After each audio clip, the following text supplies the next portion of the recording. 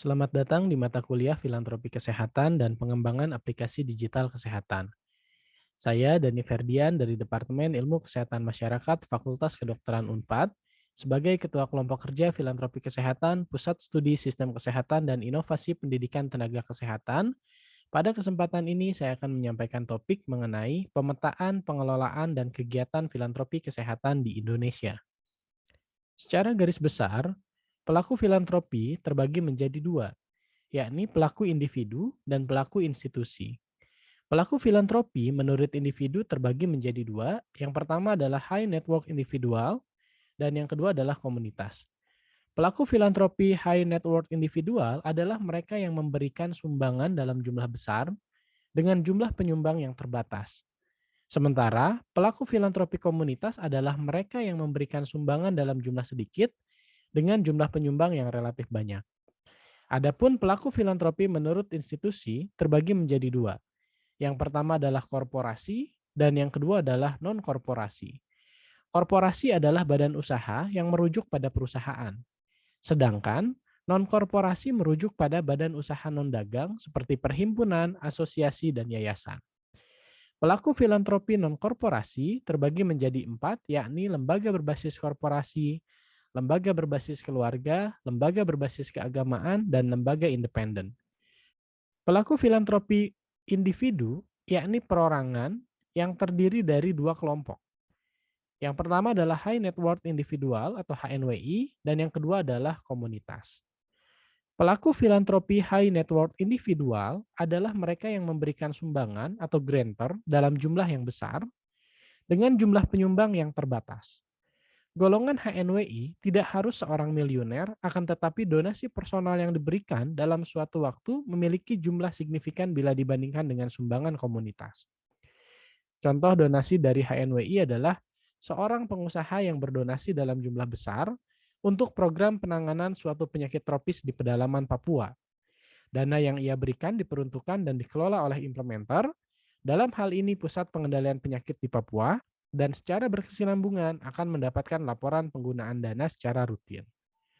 Motif donasi high net worth individual bersifat personal dan menjadi alasan pribadi yang beragam, baik alasan diplomatis maupun alasan praktis. Dalam hal ini, high net worth individual mutlak berperan sebagai grantor dalam suatu proses donasi filantropi kesehatan. Sementara pelaku filantropi individu yang kedua adalah komunitas, yakni mereka yang memberikan sumbangan dalam jumlah yang sedikit, namun jumlah penyumbang atau donaturnya relatif banyak. Beberapa tahun belakangan, sistem donasi urun dana atau crowdfunding menjadi suatu tren di Indonesia. Lewat platform donasi ini, individu maupun institusi dapat melakukan penggalangan dana kepada khalayak ramai untuk suatu proyek sosial kemanusiaan. Sebagai intermediari adalah individu maupun institusi yang melakukan penggalangan dana. Sebagai grantor adalah khalayak ramai yang berdonasi lewat platform urun dana tersebut. Suatu hal yang menarik dalam platform ini adalah adanya terminologi fundraiser, yakni individu maupun kelompok yang dapat melakukan proses kampanye atau pemasaran program penggalangan dana untuk menarik para calon donatur. Pelaku filantropi individu dalam kelompok komunitas memiliki berbagai motivasi untuk berdonasi. Terlepas dari alasan diplomatis maupun praktis, rasa iba yang timbul terhadap penderitaan yang sedang dialami oleh orang lain melalui pemberitaan di media massa atau informasi lainnya menjadi motivasi masyarakat untuk menyumbang. Lewat platform urun dana, penyumbang dapat berasal dari berbagai kota atau daerah dengan tujuan yang sama, yakni untuk meringankan beban bagi sesama yang membutuhkan. Pelaku filantropi institusi terbagi menjadi korporasi dan non-korporasi.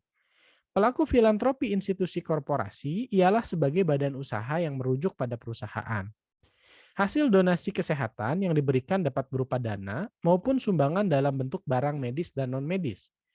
Sebagai grantor, korporasi dapat memberikan bantuan kemanusiaan berupa donasi berkelanjutan untuk suatu program kesehatan. Korporasi juga dapat memberikan bantuan kemanusiaan berbentuk charity untuk penanganan program tentatif. Dana yang dialokasikan untuk bantuan kemanusiaan sebagian besar adalah dana corporate social responsibility sebagai bentuk perwujudan tanggung jawab sosial. Dalam mendistribusikan dana, Khususnya untuk sektor kesehatan, korporasi dapat langsung mendonasikan kepada pihak intermediari maupun pihak implementer. Sebagai contoh adalah perusahaan retail yang memberikan sejumlah dana kepada rumah sakit di daerah pinggiran untuk peningkatan kualitas kesehatan. Rumah sakit tersebut bertindak sebagai pihak implementer dan berkewajiban untuk membuat laporan berkala mengenai dana yang telah dipergunakan. Adapun untuk pelaku filantropi institusi non-korporasi, yang pertama adalah lembaga berbasis korporasi. Setiap korporasi memiliki kewajiban berupa perwujudan tanggung jawab sosial dan lingkungan atau yang kerap disebut tanggung jawab sosial perusahaan atau lebih dikenal dengan CSR. Salah satu wujud program CSR yang dilakukan perusahaan adalah pengembangan masyarakat atau program filantropi perusahaan atau corporate filantropi atau corporate giving dalam bentuk bantuan sosial untuk membantu masyarakat.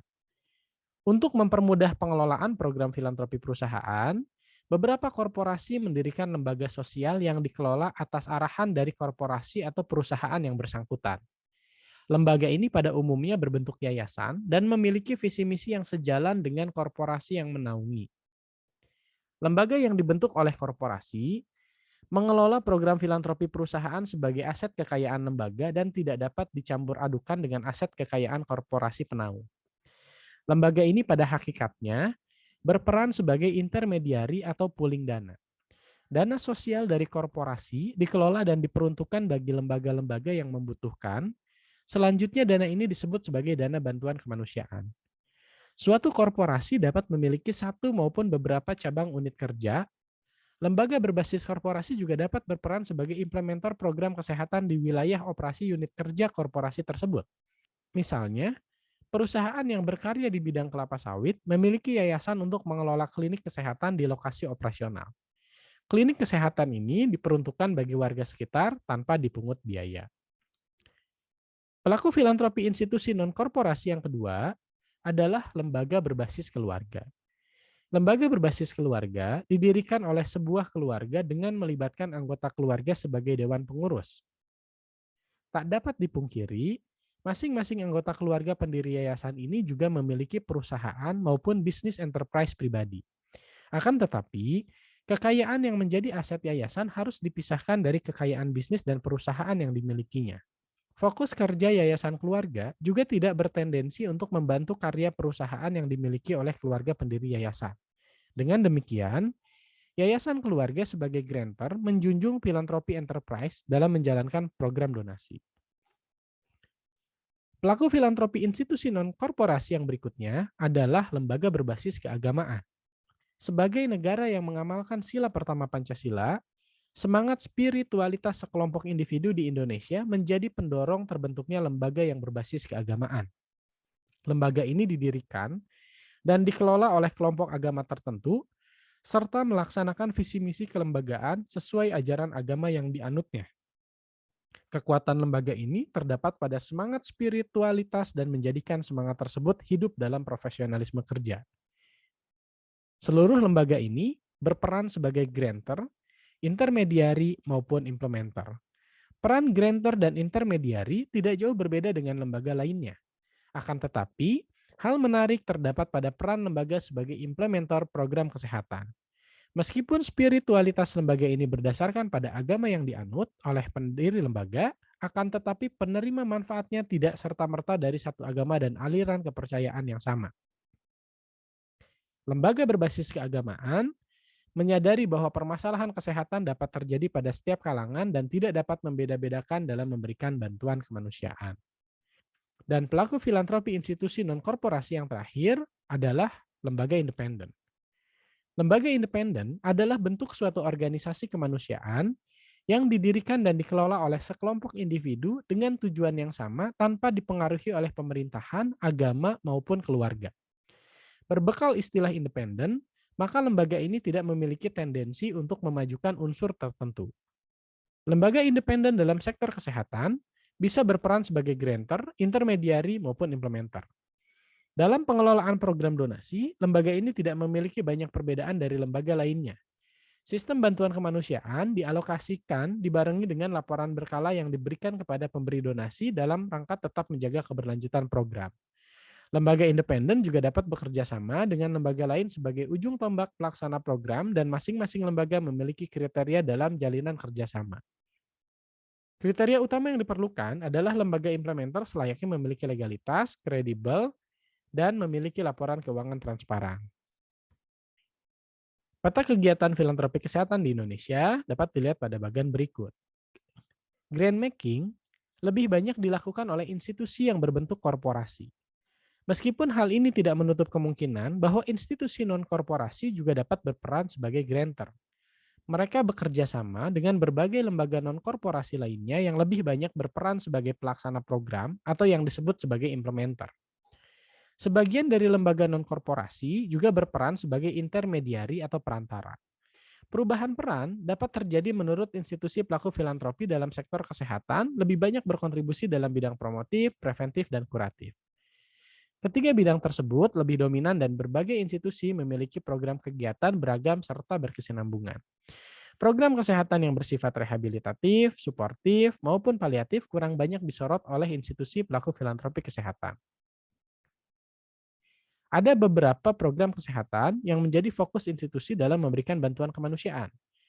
Fokus-fokus tersebut adalah program peningkatan gizi, kesehatan lingkungan, promosi kesehatan, penanganan penyakit, kesehatan ibu dan anak, pembangunan infrastruktur kesehatan, dan program untuk bencana alam. Demikian perkuliahan ini disampaikan. Setelah mendapatkan kuliah hari ini, silahkan Anda memberikan contoh masing-masing pelaku filantropi seperti yang tadi telah dijelaskan, dan tugas dikirimkan ke alamat email dani.ferdian@unpad.ac.id maksimal 1 minggu setelah perkuliahan. Terima kasih, dan sampai jumpa pada pembahasan topik yang lain.